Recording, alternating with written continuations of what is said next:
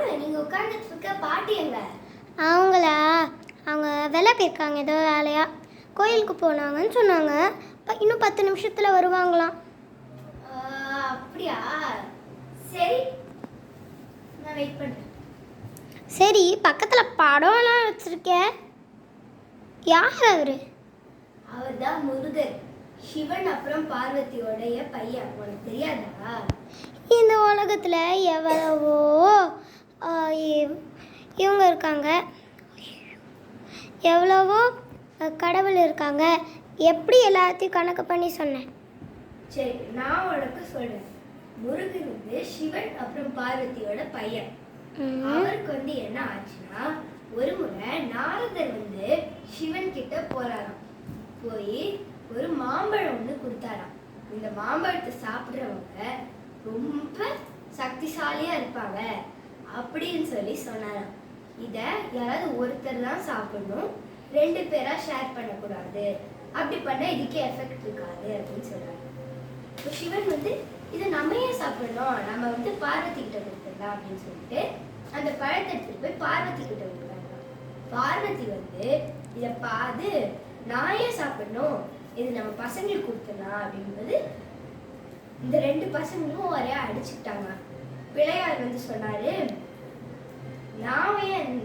எனக்கு வந்துட்டு இந்த பழம் வேணும், ஏன்னா நான் தான் பெரியவன். முருகர் சொன்னாரு, பெரியவன்னா அவனுக்கே எல்லாம் போயிடுமா, எனக்கும் வேணும் அப்படின்னு சொல்லிட்டு அவங்க 2 பேரும் ஒரே சண்டை போட்டாங்க. அப்போ வந்துட்டு சிவனும் பார்வதியும் சொன்னாங்க, நீங்க சண்டை போட்டுக்காதீங்க, நான் உங்களுக்கு ஒரு டெஸ்ட் வைக்கிறேன், ஜெயிக்கிறவங்களுக்கு தான் இந்த மாம்பழம் அப்படின்னு சொன்னாங்க. அப்ப என்னாச்சு, அவங்க சொன்னாங்க, யார் முதல்ல இந்த உலகத்தை சுத்திட்டு வராங்களோ அவங்களுக்கு தான் இந்த மாம்பழம் அப்படின்னு. முருகரோடனே மயில் எடுத்துட்டு கிளம்பிட்டாராம். கிளம்பி போய் உலகத்தை சுத்துற கேப்ல பிள்ளையார் வந்துட்டு பார்வதியையும் சிவனையும் சுத்தி வந்துட்டு, அம்மா அப்பா தான் எங்களோட உலகம் அப்படின்னு அவங்க 2 பேரும் அவரை அப்ரிஷியேட் பண்ணி மாம்பழத்தை அவர்கிட்ட கொடுத்துட்டாரு. மாம்பழத்தை அவர் சாப்பிட்டுட்டு இருக்கும்போது முருகர் அவர் வந்தார். வந்துட்டு, என்ன மாம்பழத்தை அவனுக்கே கொடுத்துட்டீங்க, அவன் சுத்தவே இல்லை அப்படிங்கும்போது என்ன நடந்துச்சு அப்படின்னு சொல்லுவாங்க.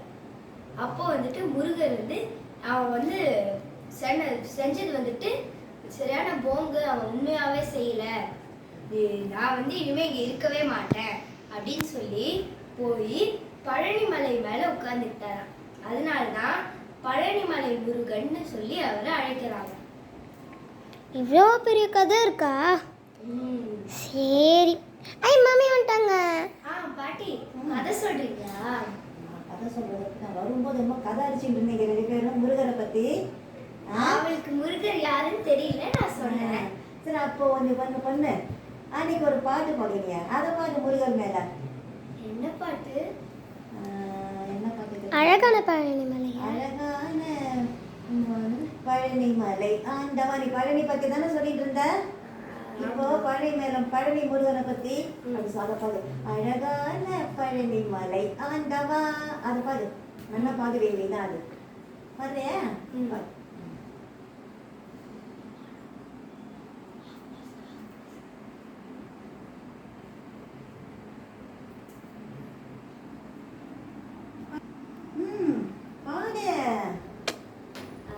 ஆமாடியா, பாடி. எவ்வளோதான், நான் எப்படி தான் பாட போறேன்னு பார்க்குறேன். அழகான பழனிமலை ஆண்டவா, அழகான பழனிமலை ஆண்டவா, உன்னை அருதினம் பாட வந்து வேலவா, வெளிமயிலாரனே பாவனி வேலனே, வெளிவயிலாரனே பாவனி வேலனே, வர வேண்டும் மயில்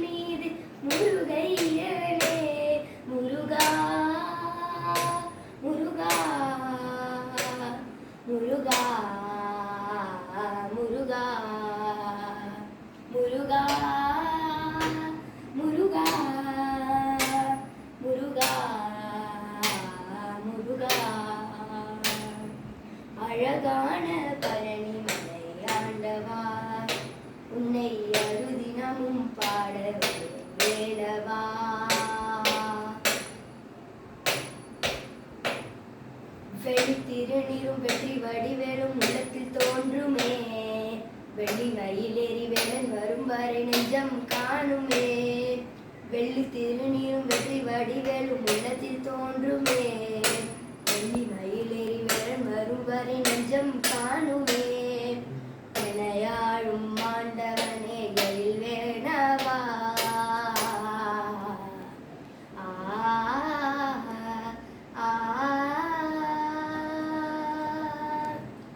எனையாழும் ஆண்டவனே எழில் வேணவா வெளியேடும் முனைப்பாட அருள்வாயையா வெளியேடும் முனைப்பாட அருள்வாயையா முருகா